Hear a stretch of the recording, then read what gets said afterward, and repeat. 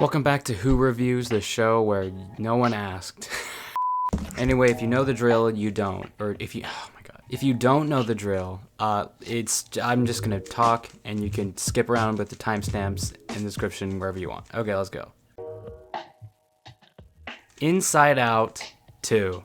So I made a video on the second channel back in like last year when there were no trailers out for this movie yet. It was just me talking about Disney sequels, and upon discovering that there would be an Inside Out 2, my immediate reaction was like, this is gonna suck. Hold on, what the fuck? Inside Out 2? We're not even gonna, hold on. Oh my god. No, dude. 100% this entire movie is gonna be like, oh, teenagers are funny and quirky and LOL, and it's gonna be the cringiest thing in the world. It just felt like one of those things that you just don't sequel. Like, there are certain movies where sequels aren't necessary, but I understand because they had a world that was so ripe for more stories to be told. Shit like Cars, Finding Nemo, and Monsters, Inc. that were very good self-contained stories, but the sequel and prequel made sense because it was like such a huge world that like demanded to be explored. But the extent of Inside Out's like setting was Riley's brain and I guess like San Francisco. And the focus of Inside Out was so singular, well, not singular. It knew what it wanted to be. Funny characters, good writing, heartfelt message. I cried. Also, I'm solving a Rubik's Cube in my other hand. Let me just put that down. So was Inside Out 2 necessary? No. Was it on par with the original? Abso-fucking-lutely not. But was it good? Yeah. Now, a lot of my fears about this movie were realized, like, because... Well, I guess the first thing I should talk about is the fact that they changed directors. If I'm not mistaken, that also happened with Monsters University. Yeah, Monsters, Inc. was directed by Pete Docter, and Monsters University was directed by Dan Scanlon. A lot of the things that was like, this just doesn't hit the same as the original can be explained by the fact that there's a different person is at the helm. Not only that, but like, and this is a pretty minor thing, but they couldn't get Mindy Kaling and Bill Hader back. Now, the replacement VA for Disgust was not that bad, but Tony Hale I didn't like him at all. Because not only does his voice sound like completely different from Fear in the original, but he also just doesn't have nearly the same like comedic range as Bill Hader does. So that was like a minor detractor for me. I couldn't, like, it was hard to not get stuck on that. Everyone else they got back, I think, like, yeah, if they replaced Lewis Black, that would have just been unforgivable. But I was talking about like the director. Yeah, so I've been thinking about this for a while. I think I finally figured it out. It's subtlety.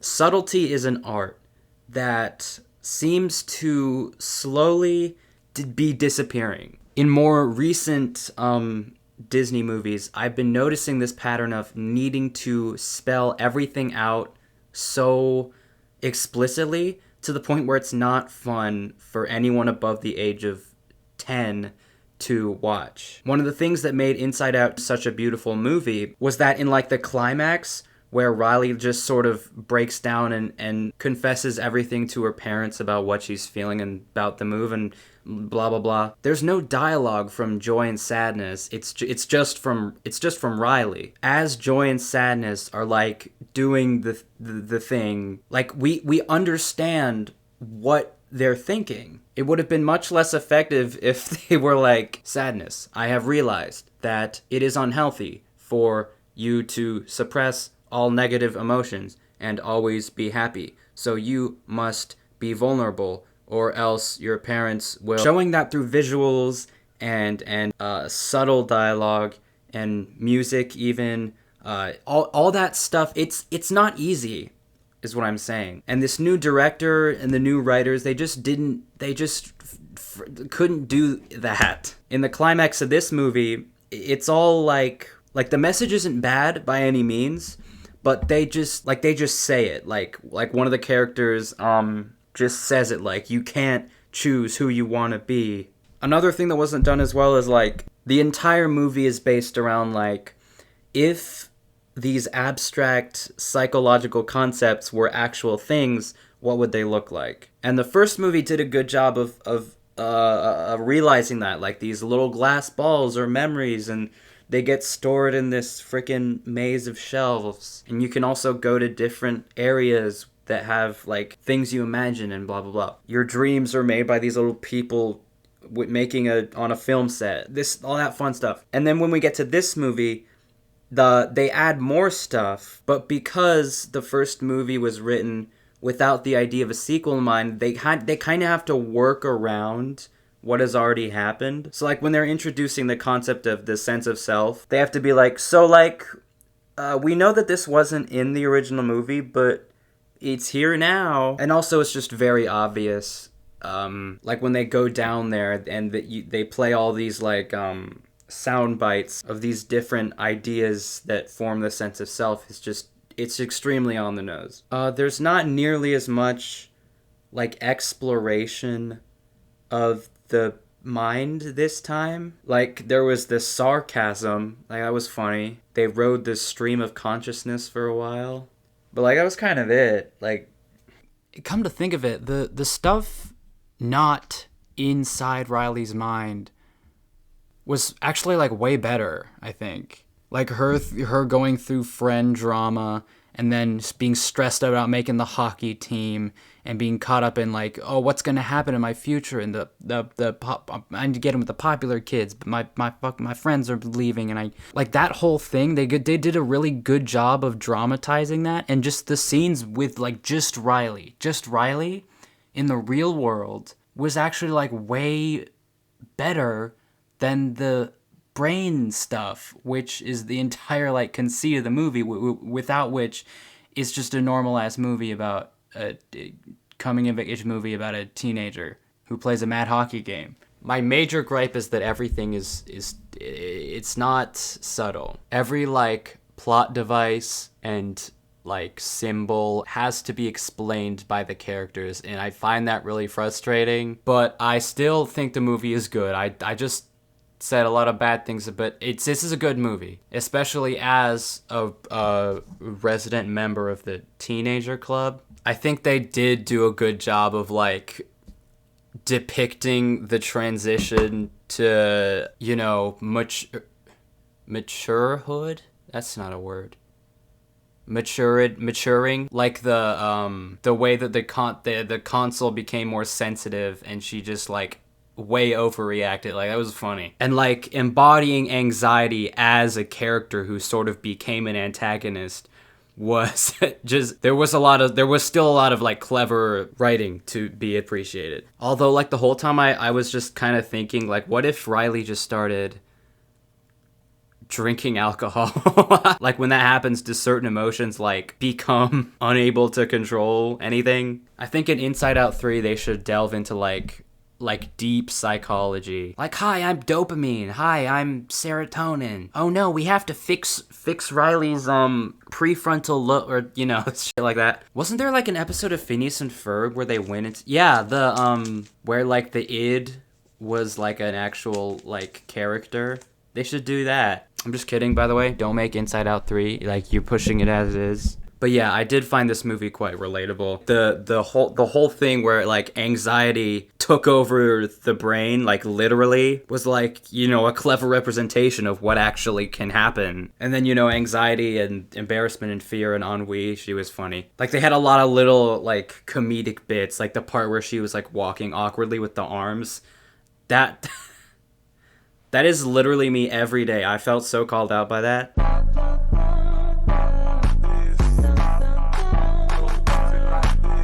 Now, like I said, the parts with the original characters trying to get back to headquarters wasn't as interesting this time because they just didn't go to very many new places. But there were still good scenes in there, like the part where Joy, like, loses her shit and starts yelling. That was a really good scene. Also, side note, I really thought that Riley being gay would be a plot point, like when she first, like, met the popular girl. I thought that's what was going on, but no, that's just unfortunately. This did come out during Pride Month, though, so that if they had done that, I think that would have been great. But anyway, oh, okay. Well, my computer is being decided to be loud now. Even though it didn't hit quite the same as the original, I'm trying my hardest not to like think that way. It's not like who wrote this movie? Kelsey Mann.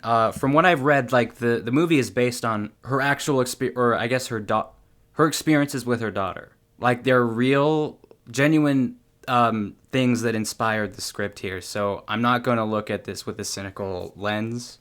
I'm debating between a 7 and an 8, but I'm feeling generous right now, so we'll go with an 8. If, which, just in case you didn't know, stands for incredible fellow. So this was directed by John Krasinski, whose only other film, I believe, was A Quiet Place. And people like A Quiet Place, but I just can't see a world in which you direct two movies with such polar opposite, like, goals and audiences, and they're both good. Or they're both, like, really good. Like, I don't hate this movie, but it's also just very, like, half-baked, in my opinion. Obviously, it's a cute, movie with goofy characters that is like, we all need a little magic in our lives. Never ditch that part of yourself. That's what I got from this movie. But the movie itself just, like, first of all, wasn't very eventful. I mean, I feel like it just, nothing happened. Like, what happened? She visits her dad in the hospital in a couple scenes. She discovers If Land. There's that silly, goofy interview scene. She tries a couple times to, like, link the Ifs with their original kids. And then that's, like, kind of it. I mean, there were, like, a lot of individual lines that made me laugh, or, like, that's clever. But I don't know, I just didn't get... Like, I think they described it as, like, a live-action Pixar movie in one of the trailers. I just didn't get that at all. Maybe it's because I just didn't think the Steve Carell giant puffy purple monster character was, like, very... I didn't like him very much. He was just more annoying than anything. I don't even think Steve Carell was, like, the right choice as a voice actor. I don't know if John just wanted, like, an Office reunion, but he was just not the right choice for that. And also Ryan Reynolds. He just, like, no. Like, he just doesn't have the right energy for what I think they're going for. He's just a grumpy, pissed off old man, which is, like, obviously that's what he's supposed to be in the first half, but then he's supposed to develop as a character and by the end be this, like, loving, comforting figure to, I already forget her name, B. And he just, like, that just did not come across very well at all, I don't think. Like, this is Deadpool. This is the guy from Free Guy. This is the owner of Mint Mobile. And the kid, well, for a child actor, not that bad, but, yeah. And then, like, in terms of silly, goofy kids movie shenanigans, they weren't as shenanigan-y as there was so much potential for, hijinks, and they're just, like, they just, like, didn't do very much of that. Like, what? Like, Blue sneezed a lot. Oh, the one part where, he was like, all you have to do is imagine something, and then the entire world will change. And then, like, Ryan Reynolds just started getting dragged all over the place. But not only were the shenanigans oddly sparse, but they weren't even that shenanigan-y.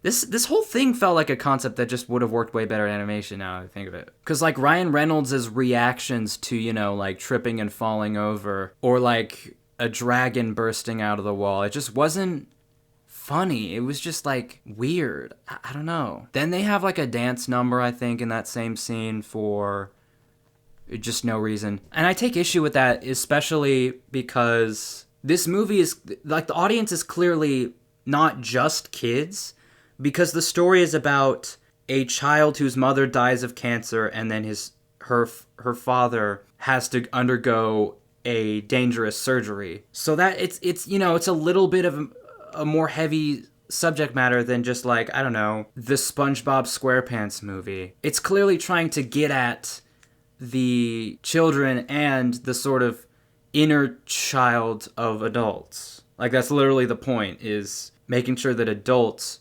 remember their imaginary friends. But there's just nothing for adults to really latch onto here. There's no nuance, none that I was able to really find anyway. And then also, can we talk about like the M. Night Shyamalan twist ending, I see dead people, like where Ryan Reynolds at the end, spoiler, turned out to be her imaginary friend the whole time. I don't understand that at all. Like, one, why did he never tell her that? Two, what was like special about her that made her able to still see him? Three, how did she forget about him? Like, how do you just forget that you had all these fucking drawings and like of this guy? It's only like you're still a kid. You're older, but it's only been like 5 years since you were scribbling crayon drawings of this guy. But the biggest question I have is, why is her imaginary friend just a guy? He's just a dude. Everyone else is like a butterfly, a teddy bear, you know, she could have imagined anyone, and she imagined Ryan Reynolds. What? Even if her imaginary friend was a human, wouldn't it be like a cartoonish human? Like, because when you're doing the drawings, like they're shoddy and they're like I guess her drawing was of a clown. But then if like that clown were to come to life, I would have imagined some like, you know, Pennywise type. Well, not exactly like Pennywise, but you know, with the makeup and maybe a body shape that's not exactly realistic, but it's like funny and like huggable and stuff. I don't know. It just didn't. I was like, what, why? Anyway, it was a cute movie. That's about it. 6 out of 10.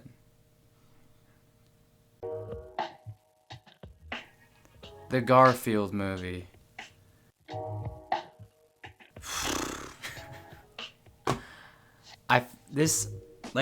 This movie like for sure took several years off of my life.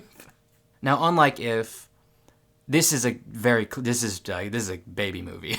I went to see it with my little cousin, so you know, and that's okay. It is a Garfield movie, but I still have thoughts. First of all, let's get this horse out of the water. What?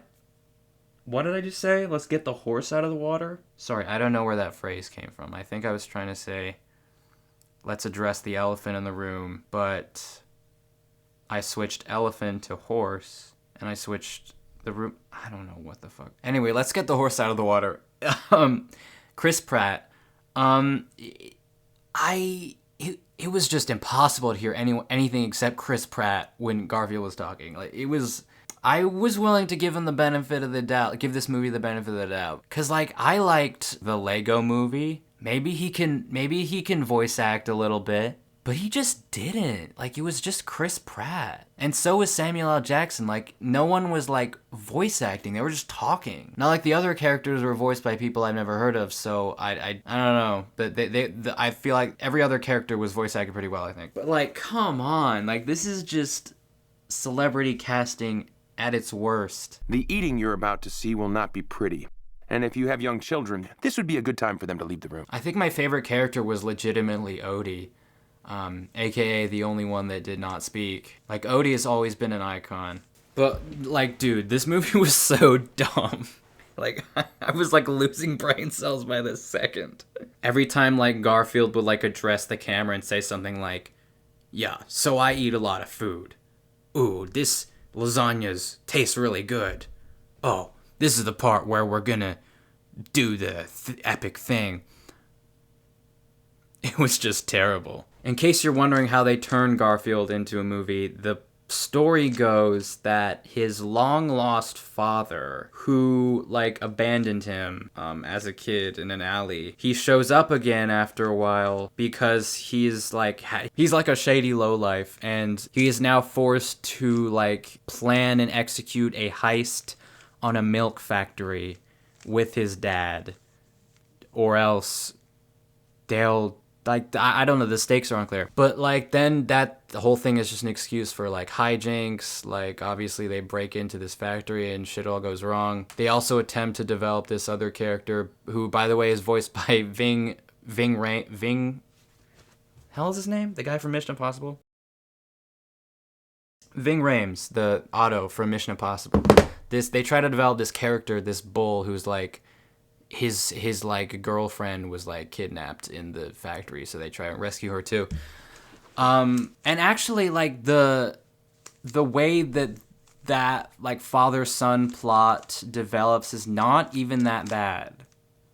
Like when Garfield realizes that Sam Jackson actually didn't abandon him and actually like made the hard decision to let him go because he had a better life with John, like that part was like, okay, maybe this isn't so bad. Like it kind of saved itself toward the end.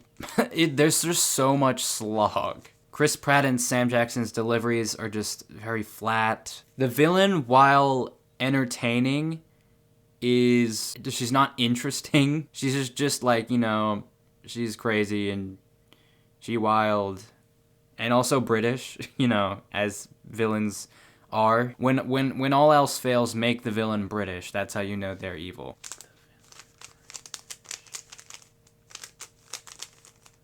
God, what was it? Put the cube down. Sorry, I ADHD, I forgot what I was saying. Yeah, much like Garfield though, the writing was very lazy. When they did try to like have moments of tension or like suspense, they just felt very cheap. Most of the jokes were not very funny. Like you probably saw the Olive Garden breadsticks joke in the trailer. It was just, it was very cringe. What else? Oh yeah, there was that one scene like during the heist where they just used the Mission Impossible theme song.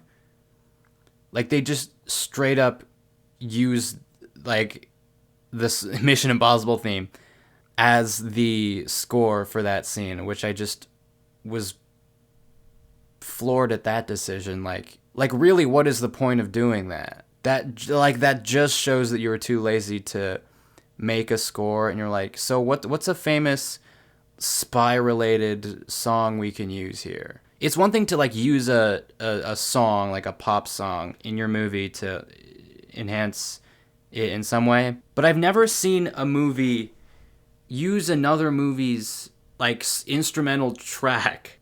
But you know, I don't know what I expected. Yeah, this is like a 5 out of 10, so it's gonna do it for this episode. Yeah, that's what I've been watching recently. Oh, and another thing I've been watching recently is terrible animated ripoffs, which I don't know when that video is going to come out. I don't know which video is going to come out first. But if that video's already come out, then editing Jonah put in a little clip from that video as a teaser. You're my best friend when we play baseball. You're my best friend when we score a goal. You're my best friend on the way to school. My best friend, whoa, I'm your friend. If you enjoyed this episode of Who Reviews, be sure to like and subscribe and comment and do everything that makes YouTube show this to more people. And if you don't, I will force you to eat lasagna until you die. All right. See ya. Bing, bing.